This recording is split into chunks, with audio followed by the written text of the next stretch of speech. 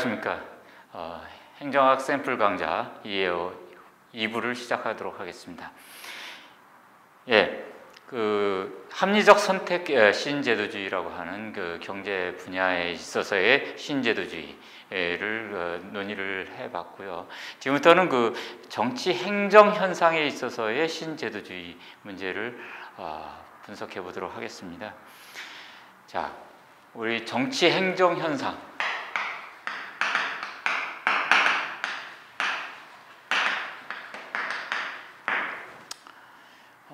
굉장히 좀 추상적인 개념이죠. 한번 생각을 해보세요. 정치 행정 현상의 대표적인 예가 뭐 선거와 관련해 가지고 얼마나 민주적인 선거냐, 비민주적인 선거냐, 민주성 문제. 그 다음에 어떤 정치 체제가 민주적이냐, 비민주적이냐. 그 다음에 집권적이냐, 분권적이냐, 권위적이냐, 비권위적이냐, 이러한 정치 행정 현상들, 이거는 상당히 앞서 그 합리적 선택시 신제도주의의 분석 대상들하고 상당히 많이 다르죠. 우선 시장에서의 개인의 행위라는 것은 미시적이죠. 네. 시장이라는 곳에서 하는 개인의 행위는 미시적이죠. 여기서는 정치 행정 현상에 있어서는 상당히 좀 거시적입니다. 그죠? 거시적 분석 틀을 사용하게 되는 것이고요. 그래서 우리 합리적 선택 신제도주의에서 쓰는 방법론을 우리가 방법론적 개인주의라 해요. 방법론적.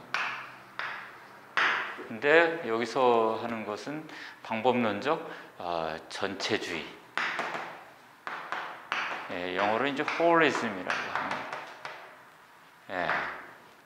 그러니까 어느 정치 체제라든가 행정 현상이 민주적이다, 비효과적이다, 효율적이다, 집권적이다, 분권적이다, 권위적이다, 비권위적이다, 뭐 이런 현상들, 이런 행정 현상들의 원인을 분석함에 있어서 그것이 이것의 원인이 어떤 제도와 법이 그러한 차이를 가져온다라고 분석하는 것들, 이것이 이제 제도주의적 분석이라고 하는 것인데요. 자, 보세요. 이 법과 제도라는 것 사실 뭐 여러분들 그냥 느낌상으로도 어떤 큰 틀, 시스템 뭐 이런 것들 아닙니까? 이런 법과 제도가 사회 현상 중에서 정치 행정 현상이 어떤 특징을 갖도록 만들어낸다라는 인과관계를 분석하는 것, 상당히 포괄적이고도 거시적인 관점에 있어서의 분석이라고 하겠습니다. 이런 것을 우리는 전체주의라고 합니다. 그래서 이런 거시적인 분석을 통해서 이 정치 행정 현상이라는 것은 개별적인 정치 행정 시스템 내에서의 정치인이라든가 행정가들, 관료들이죠. 그 다음에 시민들, 정치 참여 행위들, 이런 개별적인 행위자들의 행위도 이러한 거시적인 분석 틀에서 나온 인과관계를 통해서 행위자들의 행위의 원인들도 알아낼 수 있다. 이런 것을 우리는 방법론적 전체주의다, 이렇게 얘기를 하는 것입니다. 그러니까 결국 하나의 산이 있을 때 산은 숲은 나무들로 구성되어 있는 것이고, 숲의 특징을 안다면 개별적인 나무의 성격이나 특징을 알 수 있다. 즉 나무들의 단순 합계가 숲이다라고 보는 것이 이 방법론적 전체주의적 관점이 되겠습니다.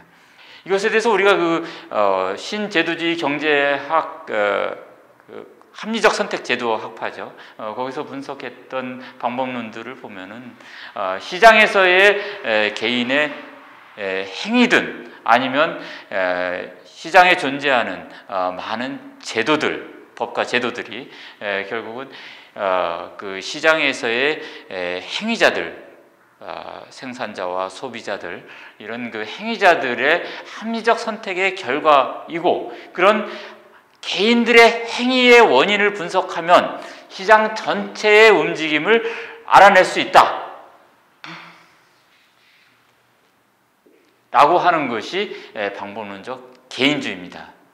그러면 여러분들 입장에서 방법론적 개인주의나 방법론적 전체주의나 뭐 개인을 본다라는 거, 그 다음에 전체를 본다라는 거 실 뿐이지 그 본질적으로 차이가 없는 거 아니냐, 그게 그거 아니냐, 이렇게 이해할 수 있습니다. 그렇지 않습니다. 방법론적 개인주의라는 거는 그 개인이 집단 전체와 본질적으로 같다라고 보는 겁니다. 그러나 전체주의적 관점에서는 집단 개인과 집단 전체하고 본질적으로 다르다고 보는 것입니다. 즉 이것은 개인의 행위를 분석하면 집단 전체의 속성을 알 수 있다는 것이고, 이것은 개인 행위의 분석을 통해서 집단 전체, 사회 전체의 현상을 이해할 수는 없다라는 것입니다. 즉 개인의 행위의 원인과 집단 전체의 행위의 원인은 다르다라는 것입니다. 그렇기 때문에 정치 행정 현상을 분석함에 있어서의 제도주의라는 것은 이런 방법론적 전체주의에 입각하는 것이고, 이 정치 행정의 장 내에 있는 정치인이라든가 공무원들 아니면 시민들의 정치적, 행정적 행위 개별적인 것을 분석하는데 초점을 두지 않고 전체적인 법과 제도, 시스템이 어떤 정치 행정 현상을 만들어낸다라는 그런 인과관계를 분석하는 데 초점을 두고 있으며, 그런 전체와 개별적인 행위자의 행위 관계를 상관관계가 없다라고 이렇게 보는 것이 전체주의적 관점입니다. 자, 그런 점에서 상당히 우리 앞에서 했던 신제도주의 경제학파의 합리적 선택행위론하고 상당히 많이 다릅니다. 자, 이 정치 행정 현상에 있어서 이 제도주의 내지는 신제도주의 문제는 본질적으로 이 행태주의하고의 대립 문제입니다. 이 행태주의가 기본적으로 이제 방법론적 개인주의를 채택하고 있는 접근 방법이 되겠고요. 이 정치 행정 현상에 있어서 과연 어떤 정치 행정 현상의 결과를 만들어내는 원인이 뭐냐, 그 특성을 만들어내는 원인이 뭐냐라는 것을 분석함에 있어서 행태주의와 제도주의는 극명하게 대립관계에 있습니다. 그래서 우리는 이제 이 정치 행정 현상에 관한 제도주의와 행태주의를 비교 분석함으로써 신제도주의와 제도주의 문제를 알아보도록 하겠습니다. 이 정치 행정 현상을 만들어내는 원인이 법과 제도다라는 이 연구 방법론, 이것은 굉장히 오래된 접근 방법이고요. 정치 행정 현상에 관한 가장 전통적인 연구 방법이라고 하겠습니다. 이것은 기본적으로 이제 역사주의를 기반으로 하고 있습니다. 역사주의.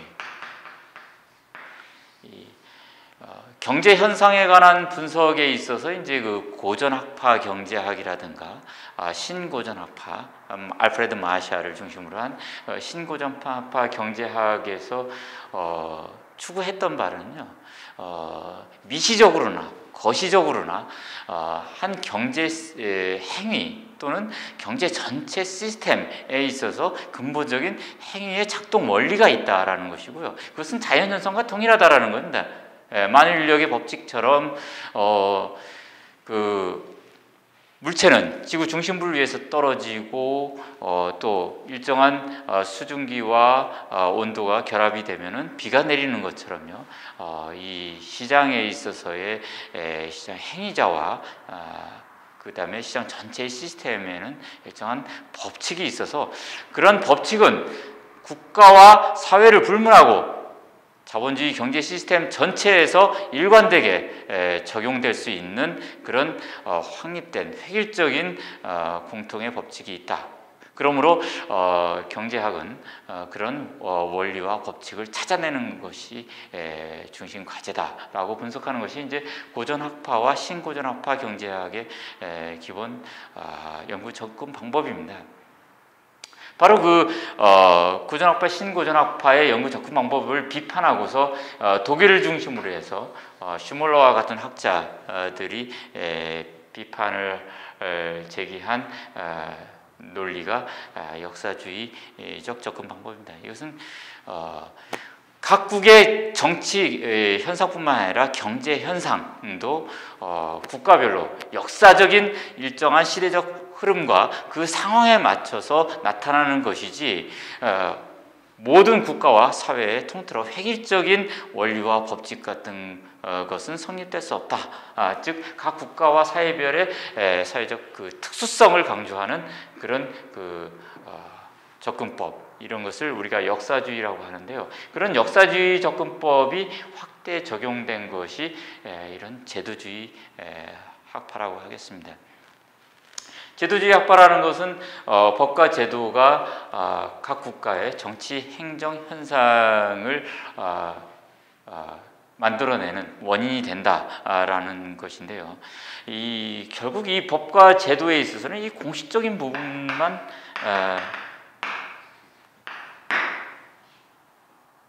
논의에 초점을 맞추고 있습니다. 이것은 그 서구 근대 사회에 있어서 이 시민사회가 성립되면서 법치주의적 국가를 형성하기 위해서 공식적인 법과 제도를 만들어서 국가 권력을 삼권 분립의 틀로 나누고 있죠. 이 삼권 분립으로 나누어서 법과 정치 현상을 이 민주적 시스템으로 만들기 위한 어떤 법과 제도를 형성하는 것이 중요하다. 그러므로 어떤 제도가 민주적인 정치 행정 현상을 만들고 어떤 법과 제도가 비민주적인 정치 행정 현상을 만드는가 하는 것을 분석하는 것이 전통적인 구제도주의 접근 방법이라고 하겠습니다. 그런데 이 구제도주의적 접근 방법은요, 오래된 접근 방법이긴 하지만 일정한 한계를 가지고 있었습니다. 특히 1, 2차 세계대전 이후, 종전 이후에 미국에 발달된 민주적 정치 행정 제도들이 제3세계, 한국도 포함되고요, 많이 전파돼서 이식이 되고 제3세계 국가들이 많이 그런 서구적 제도들을 차용해서 도입했습니다. 그러나 똑같은 대통령제, 의원내각제를 채택을 해서 헌법과 법률, 각종 제도들을 정비를 했는데 미국이라든가 영국에서 나타난 그런 정치 행정 현상들이 나타나지 못하고 오히려 권력이 남용되고 부패 현상이 심화되는 이런 정치 행정 현상들이 나타났습니다. 왜 그랬을까요? 발달된 서구의 법과 제도가 만들어진다면 일정한 정치 행정 현상이 동일하게 나타나야 되는데 왜 제3세계에서는 전혀 다른 결과가 나타났을까요? 바로 이 한계점에 봉착하면서 구제도주의는 비판에 직면했습니다. 더 이상 설명의 한계를 직면하면서 새로운 접근법들이 등장을 했고요. 이 정치 행정 현상에 있어서의 구제도주의도 결국 쇠퇴의 길을 걷게 됩니다. 1920년대에서 이제 30년대 이후 서구 사회과학 분야에서 정치 행정 현상을 설명하는 새로운 패러다임으로 등장한 것이 논리 실증주의입니다.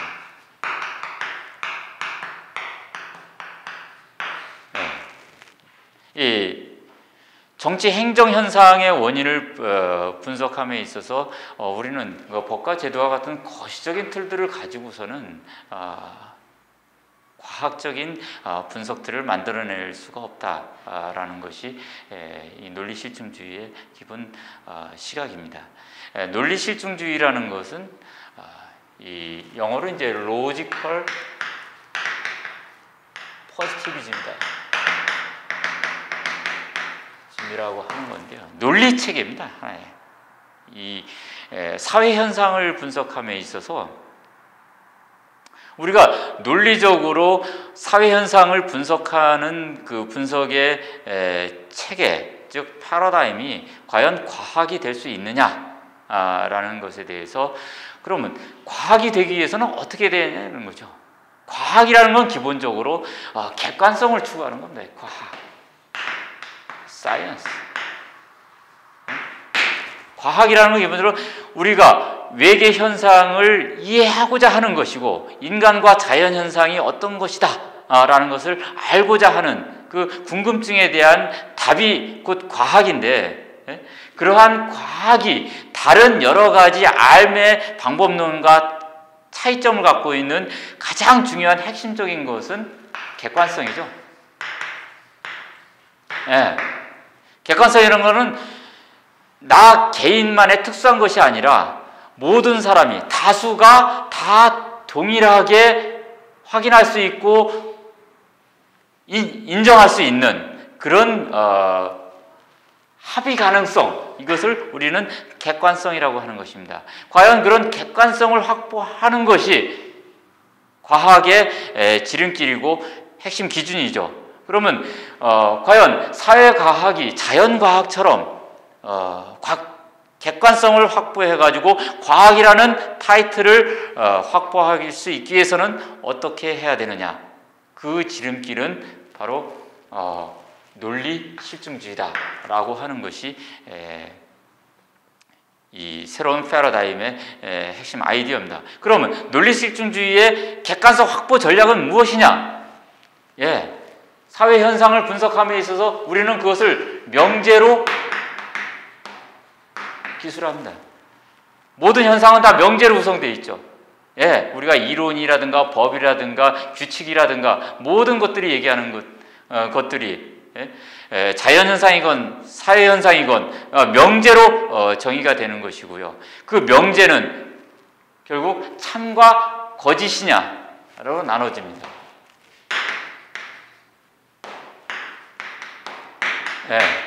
참과 거짓 두 가지 명제 중에서 어느 것이 참이고 거짓인지를 구분할 수 있어야지 그것은 과학적 명제가 될 수 있고 객관성을 확보할 수 있게 됩니다. 예를 들어서 여러분 생각해 보세요. 그녀는 아름답다. 이것은 하나의 명제입니다. 그렇지만 그것은 참과 거짓을 알아낼 수 있는 명제입니까? 아니죠. 그렇지만은 한강의 길이는 58km다. 이거 명제입니다. 참과 거짓. 재 보면 알죠? 참과 거짓을 이런 지하에 확인할 수 있는 명제입니다. 바로 이 참과 거짓을 구분할 수 있는 명제, 이것을 우리가 사실 명제라고 하고요. 그녀는 아름답다. 민주주의는 좋은 것이다. 와 같은 그런 그 명제들을 우리는 가치 명제라고 합니다. 그래서 과학이 성립되기 위해서는 명제들을 구축하는데 그러한 가치 명제들을 배제하고 사실 명제 중심으로만 이 명제의 체계를 구축해서 이론을 확립함으로써 이 인간과 자연 현상을 객관적으로 알아낼 수 있다라고 하는 것이 과학적 지식의 기본 모토이고요. 바로 그것을 주창하는 것이 논리 실증주의입니다. 그래서 논리 실증주의에서는 참과 거짓을 구분할 수 없는 가치 명제들을 일절 연구 대상에서 다 제외시켜 버립니다. 그리고 객관적인 확인할 수 있는 우리가 경험과 관찰 또 논리적 추론을 통해서 그것은 맞다 아니면 틀리다 라고 확인할 수 있는 그런 사실 명제 중심으로만 지식을 확보해 나가는 것, 이것이 논리실증주의의 기본적인 연구 패러다임입니다. 그러면은 자연현상과 달리 사회현상이라는 것은 인간 개인이 투표하는 거, 또 공무원이 공공재를 생산하고 이런 개인 행위들이 있습니다. 그리고 조직 현상들이 있죠. 관료제라는 조직이 움직이고요. 전체적으로는 투표 행위가 이루어지고요. 그리고 사회 전체적인 민주적인 현상이냐 아니면 비민주적인 현상이냐, 권력이 집중되어 있냐 권력이 분산되어 있냐 하는 사회 전체적인 그런 구조적인 현상들도 있습니다. 그랬을 때 우리가 사실명제를 구축하기 위해서는 우리는 무엇을, 어떤 것을 연구했을 때 사실명제를 구축할 수 있느냐라고 했을 때 이 논리실증주의에서는 이 법과 제도와 같은 거시적인 대상물들은 우리가 사실명제를 구축해낼 수가 없다. 특정한 공무원 또는 정치인, 시민의 개별의 행위들, 겉으로 드러나는 행위들, 이거를 비헤이비어라고 하죠.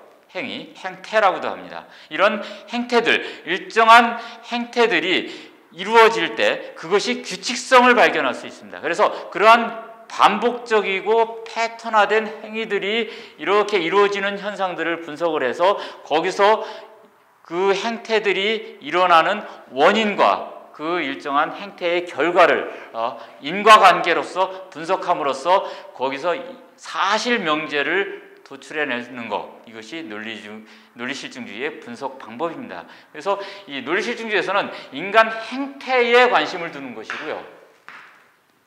그 행태가 분석 가능해야 되고 경험 가능하고 측정 가능해야 됩니다. 그래서 상당 부분 계량화가 가능한 행태의 논리적 분석에 어떤 초점을 맞추고 있는 것이고, 그래서 대부분이 이제 이 정치 행정 현상에서는 뭐 선거 행위라든가 관료제의 의사결정 행위와 같이 뭐 다수결 원리 같은 거요, 그런 원리들, 이런 것들이 어떤 그 일정한 절차에 의해서 이루어지고 또 반복적으로 이루어지면서 일정한 규칙성을 갖게 됩니다. 그래서 패턴화가 가능하고요. 그리고 계량화가 가능합니다.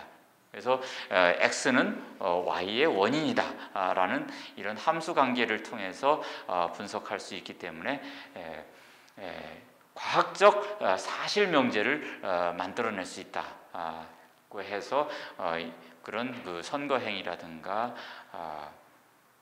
특정한 계량화 가능한 그런 그 의사결정 행위의 분석에 초점을 맞추게 되는 것입니다.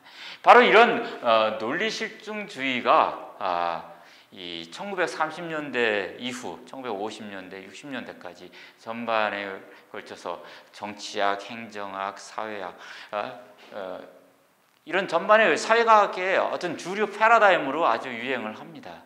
그래서 그 당시에는 사실 그 행태주의를 사용하지 않고서는 사회과학계에서 논문을 쓸 수 없을 정도로 굉장한 어떤 그 대유행, 오늘같이 뭐 싸이의 뭐 말춤과 같은 그런 대유행을 했다라고 하겠습니다.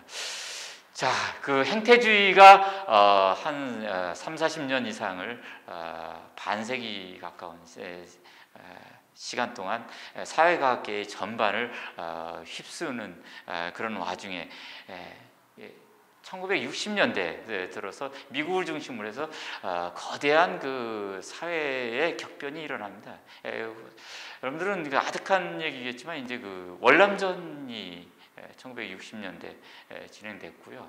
그 다음에 흑인 폭동이라든가, 그 다음에 뭐 이 히피 문화라든가 그런 그 반체제, 반사회적 운동들, 뭐 학생 운동을 중심으로 해서 이 시민 운동이 거대하게 일어나면서 서구의 그런 그 근대적 시스템에 대한 회의와 그 다음에 갈등, 이런 것이 유럽 세계, 서구 사회에 전반적으로 이제 폭등하게 됩니다.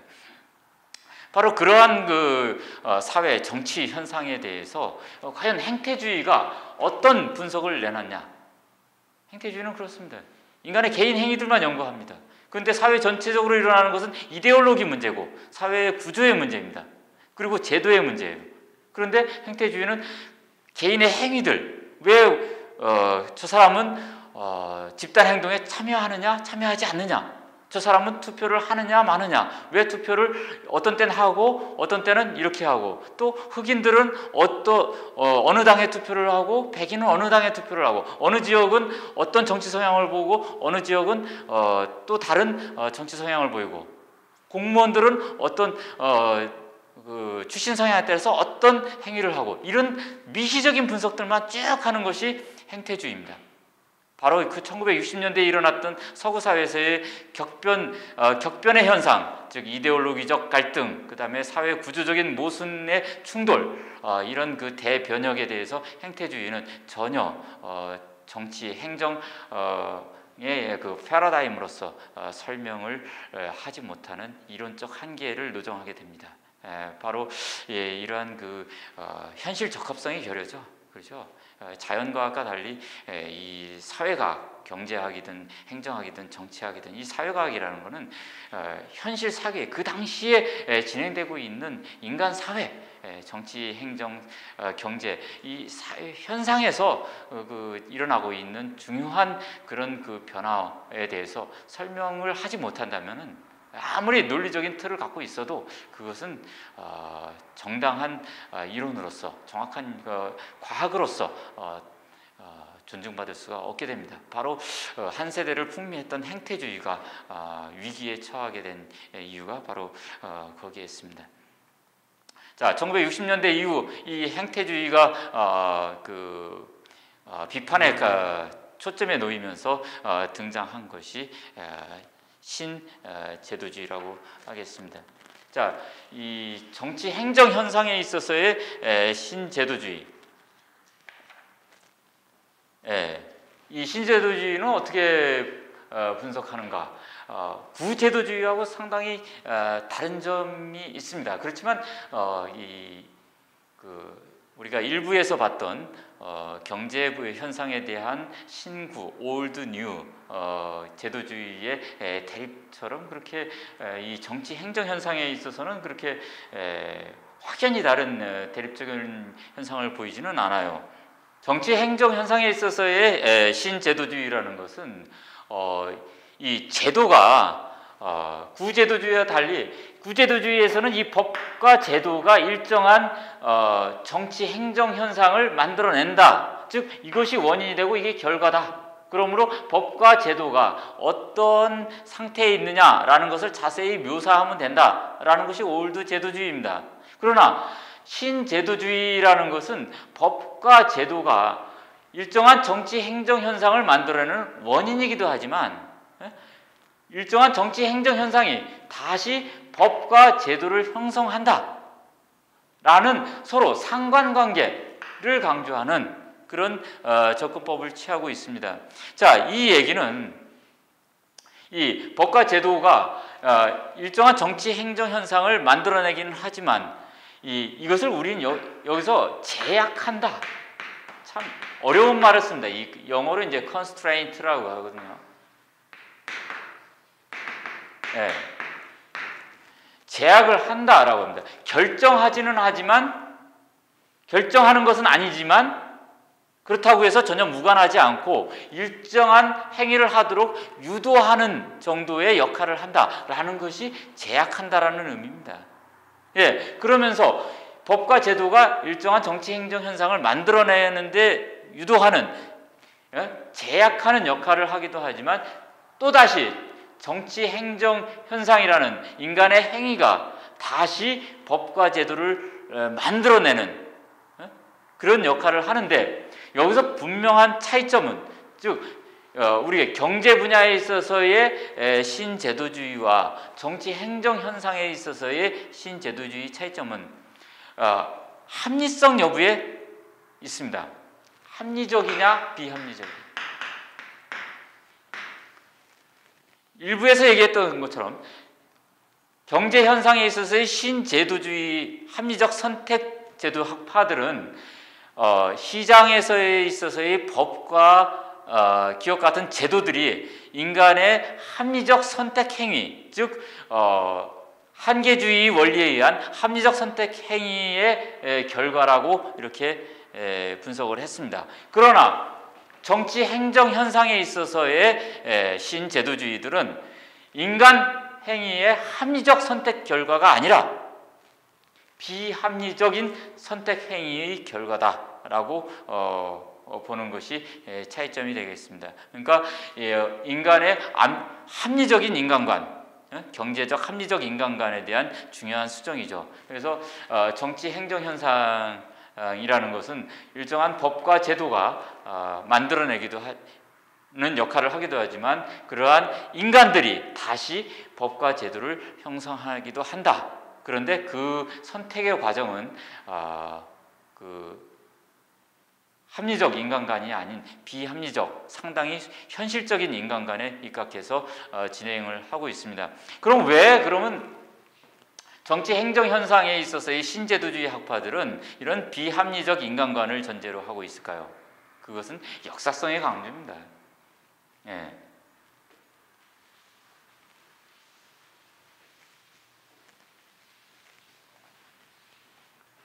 예.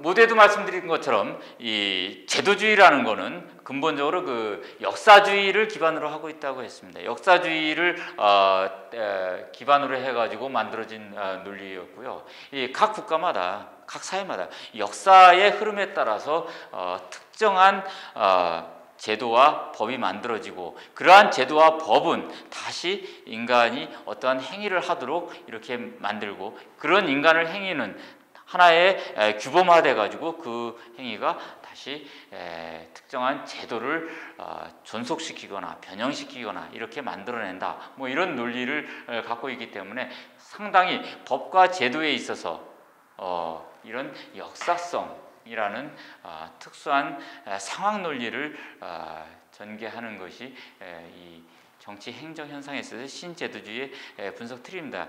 하나의 사례를 가지고 분석하겠는데요. 예를 들어서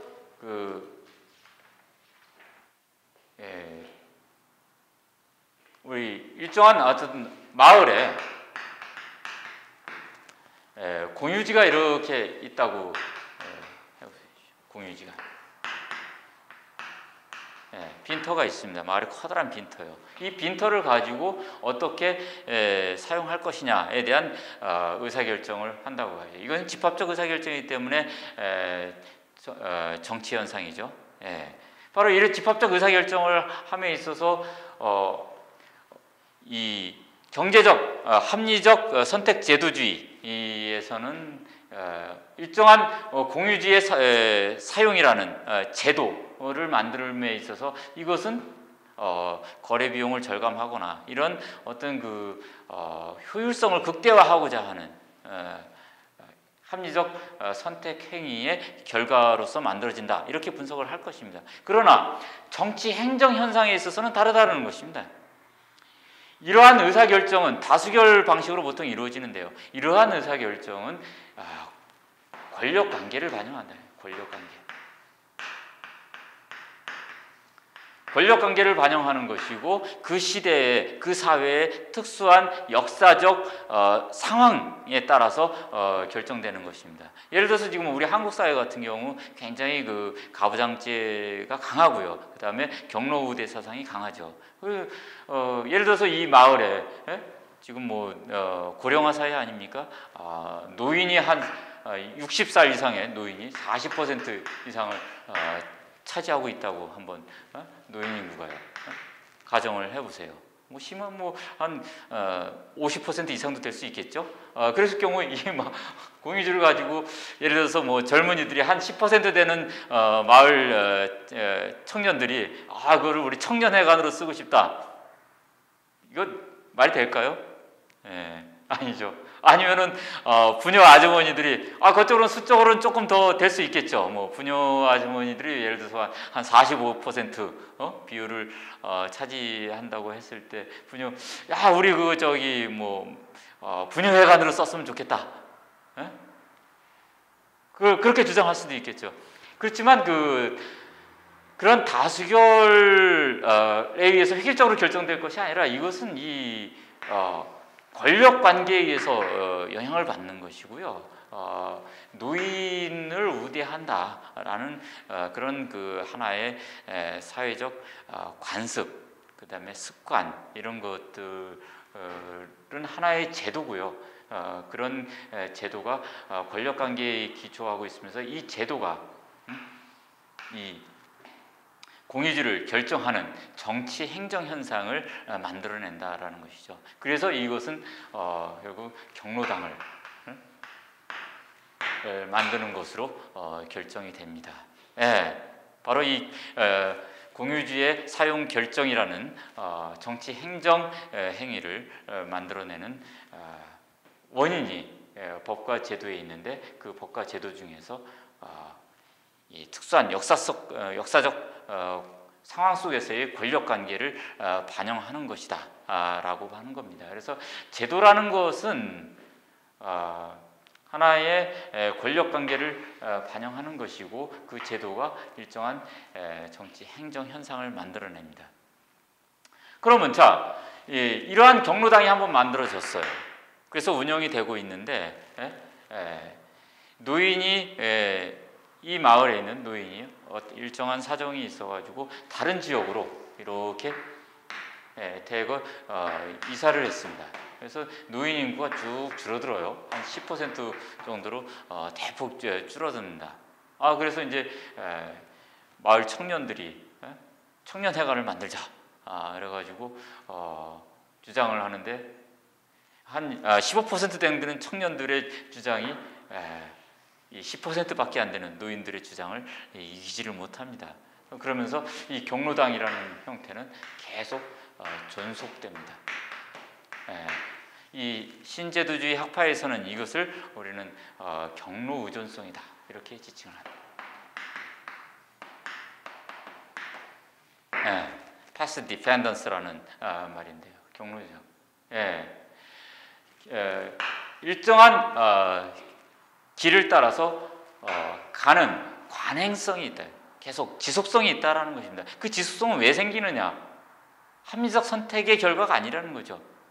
어떠한 제도는 권력관계를 반영하는 것이고 불균형적인 권력관계에 의해서 일정한 제도가 만들어지고 그런 불균형적 권력관계가 변하지 않는다면 그러한 제도는 한번 만들어진 제도는 효율성을 떠나서 효율성과 상관없이 일정하게 지속될 속성을 갖고 있다라는 것이 경로 의존성입니다.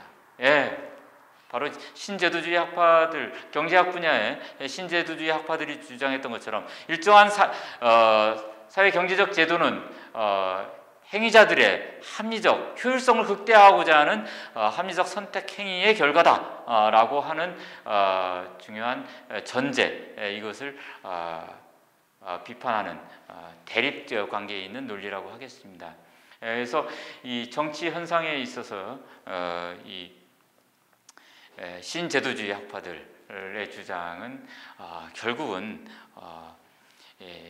제도라는 것은 이 정치 행정 현상을 제약하는 중요한 요인이면서도 다시 그 제도는 이 인간의 행위에 의해서 다시 만들어지는 상호작용하는 관계에 있고 그것은 어떤 이윤을 극대화하거나 효용을 극대화하고자 하는 그런 합리적, 이기적 인간의 선택 행위의 결과가 아니라 상당히 비합리적이고 그런 현실적인 인간들이 만들어낸 그런 결과물인데 그것은 어떤 특정한 역사성, 그 다음에 특정한 상황 논리에 의해서 결정되는 것이고 대부분의 제도가 상당 부분 경로 의존성을 가지고 유지되고 변형된다라고 이렇게 분석을 하는 것입니다. 자, 지금까지 제도주의 학파 중에서요 정치 행정 현상에 대한 제도주의 분석을 보았습니다. 자, 이와 그 연관성 있는 그런 논리 체계를 갖고 있는 것이 이제 그 사회학적 신제도주의라는 것입니다. 네.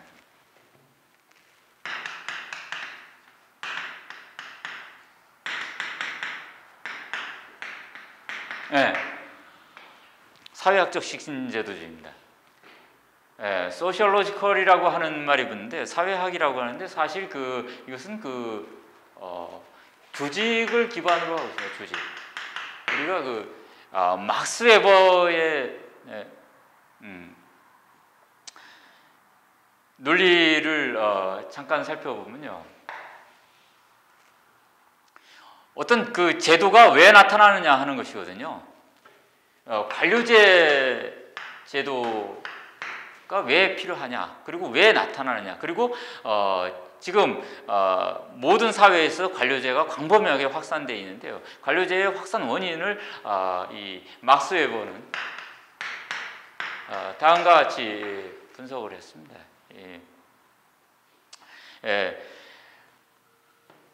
사회라는 것은 점차 비합리적인 사회에서 합리적인 사회로, 비합리적인 사회에서 합리적인 사회로 발전되어 나가는데, 합리적인 사회로 발전되기 위해서는 어떻게 해야 되느냐 하는 것이죠. 무엇이 합리적인 사회로 이끌어 나가느냐, 그것은 인간과 인간의 관계, 즉 지배관계를 형성하는 방법이고요. 지배관계를 형성하는 데 있어서 지배관계를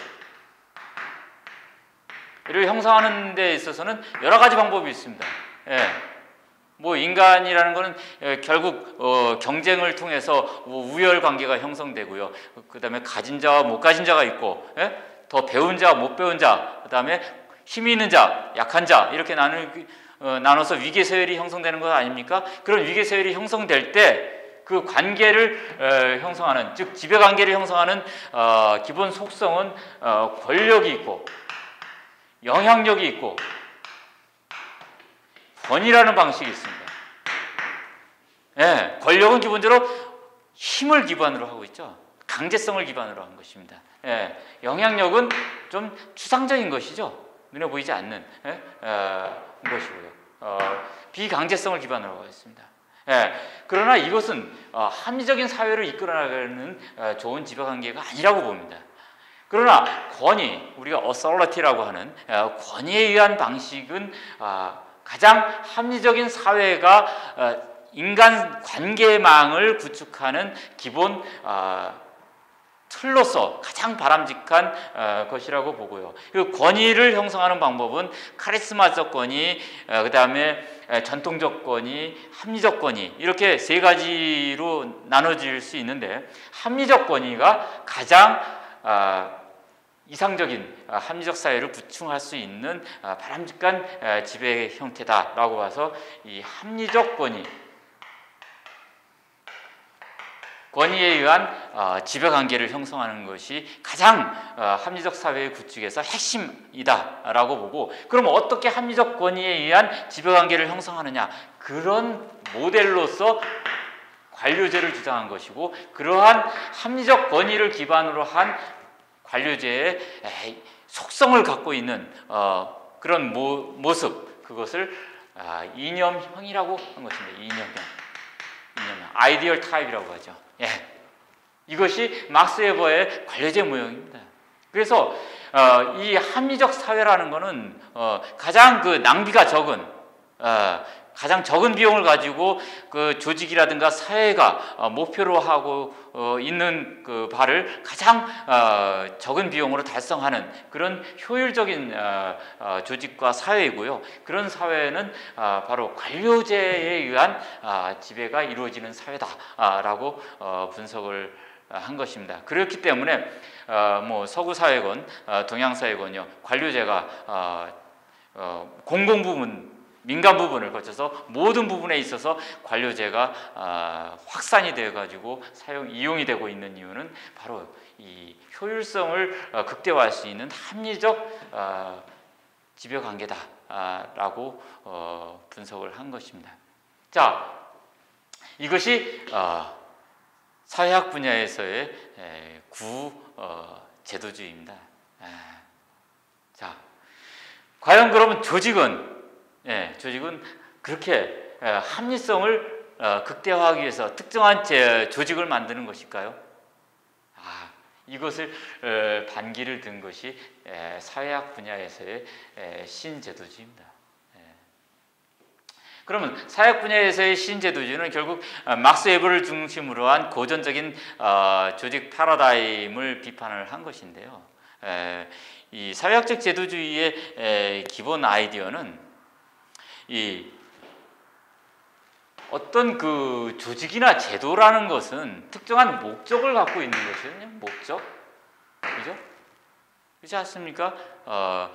기업이든, 아니면 뭐 정당이든, 정부 조직이든, 모든 조직이라는 것은 그 크기를 불문하고 어떤 목적을 가지고 있는 것이고, 그 목적을 달성하기 위한 계층적 권위 구조를 형성하고 있는 것입니다. 그래서 그 목적을 달성하기 위해서 상위와 중간 미들 부분 또 하위 부분이 그 목적과 수단이라는 연쇄고리 관계를 갖고 있는 것이고요. 이 목적과 수단의 연쇄 체인망에 의해서 시스템화되어 있다 하는 것이 구제도주의의 분석 방법입니다. 그렇지만 신제도주의는 이러한 분석 방법에 대해서 비판을 합니다. 이런 비판이 등장하게 된 것은 1970년대 이후 그 서구 사회를 중심으로 해서 나타났던 이 스태그플레이션 현상과 같은 그 사회 경제적 위기가 중요한 배경이 됐습니다. 이 1970년대는 너무도 유명한 그 오일 쇼크 사건이 이제 서구 사회를 강타를 했고요. 물론 이제 한국이라든가 이런 제3세계의 경제 성장에도 발목을 잡는 그런 중요한 요인이 되기도 했습니다. 이 스태그플레이션 현상이라는 것이 나타나면서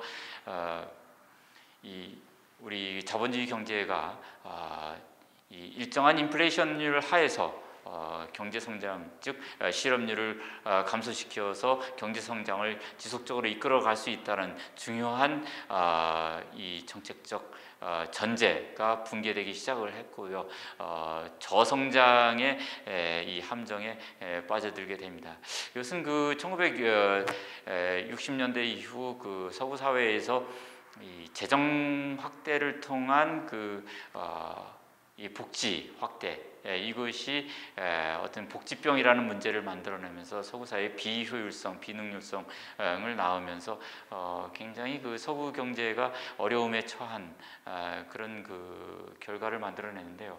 바로 이런 상황 속에서 복지병의 문제, 관료제가 효율적으로 시장의 문제점을 해결할 수 있을 것이라 기대했는데 오히려 복지병의 문제를 만들어내고 정부는 정부대로 굉장히 비효율적으로 운영되는, 즉 정부의 실패 현상을 만들어내고 경제는 경제대로 이 스태그플레이션이라는 인플레이션 속에서의 저성장이라는 수렁으로 빠져들면서 과연 관료제라는 조직이 그리고 제도라는 것이 목적과 수단의 연쇄고리로 형성되어서 효율적인 목표를 달성하기 위한 수단으로서 작동하는 그런 메커니즘이냐, 관료제 조직이 우리 그 고전적 조직 이론이 주장하는 것처럼 효율성의 대명사로서 자부할 수 있고, 또 그렇기 때문에 전 세계적으로 관료제 조직이 확산된 것이냐라는 것에 대한 근본적인 물음, 퀘스천 마크를 던지면서 이 신제도주의, 즉 사회학적 신제도주의가 등장하게 된 것입니다. 이 사회학적 신제도주의는 결국 이 제도라는 것, 특히 조직이라는 현상, 이것이 왜 만들어지느냐 하는 것에 대해서 이 고전적 제도주의, 고전 조직론자들이 주장하는 것 같은 목적 수단의 연쇄고리에 의해서 효율성을 극대화하고자 하는 목적으로 다 만들어진 것이다라는 논리에 대해서 근본적인 퀘스천 마크를 던집니다. 제도라는 것은 이것은 문화의 산물이라고 합니다. 문화. 문화는 굉장히 포괄적이죠. 우리 인간이 살아가고 있는 이 삶을 담고 있는 전체적인 그릇, 이것이 하나의 문화, 컬처입니다. 우리가 꼭 반드시 취업을 해야지 삶을 살아갈 수 있다. 아니면 결혼을 해야지 된다. 그리고 어떤 직업을 해야지 바람직한 인생이다. 노인을 공경해야지 그건 올바른 것이다. 라는 이런 모든 것들, 이런 것도 way of thinking이죠. 이것도 하나의 문화입니다. 밥을 먹는 방법, 오른손으로 먹고 또 앉아서 먹고 흘리지 말아야 된다. 이런 것도 다 way of thinking, 문화죠. 이런 문화가 인간이 만들어냈는데 다시 이 문화가 인간의 행위를 일정 부분 유도해내고 제약해낸다라는 것이 이 신제도주의 사회학입니다. 예를 들어 가지고 서구 사회에서 또 우리 동양 사회에서 광범위하게 확산된 관료제 조직이라는 것이 합리적이기 때문에 만들어진 것이 아니라 오히려 그것이 바람직한 제도다, 조직이다 라고 하는 문화가 way of thinking이죠. 이것이 형성됐기 때문에 그것을 벗어남으로써 느끼는 리스크라든가 danger, 위험이죠. 이런 압박을 피하기 위해서 서로 같이 닮아가는, 이것을 동형화 현상이라고 합니다. 동형화. 아이소모피즘이라고 하는 거죠. 제도적 동질화 내지는 동형화 현상이죠. 이런 유사하게끔 해가려는 경향이 만들어진다라는 것입니다. 그리고 인간이 어떤 행위를 하는 데 있어서 그 선택을 제약하는 요인들은 어떤 합리적으로 결정되는 의사결정이 아니라 배태성이라는 것을 특징을 한다. 이게 상당히 요즘 어려운 용어죠. 배태성.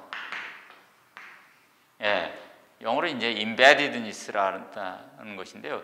원래 어떤 그것이 원인이 밖에서 이렇게 나오거나 하는 것이 아니라 원래 그 안에 숨어 있었다라는 얘기거든요. 예를 들어서 여러분들께서 한번 자신이 갖고 있는 땅에다가 본인만의 그 개인 주택을 이제 건축한다고 한번 가정을 해보죠. 그 집을 짓는데 집은 여러분들 집을 어떤 형태로 짓고 싶습니까? 대부분 설계하라 그러면은 이렇게 해가지고 지붕 만들고 이렇게 해서 울타리 짓고 이렇게 하지 않겠습니까?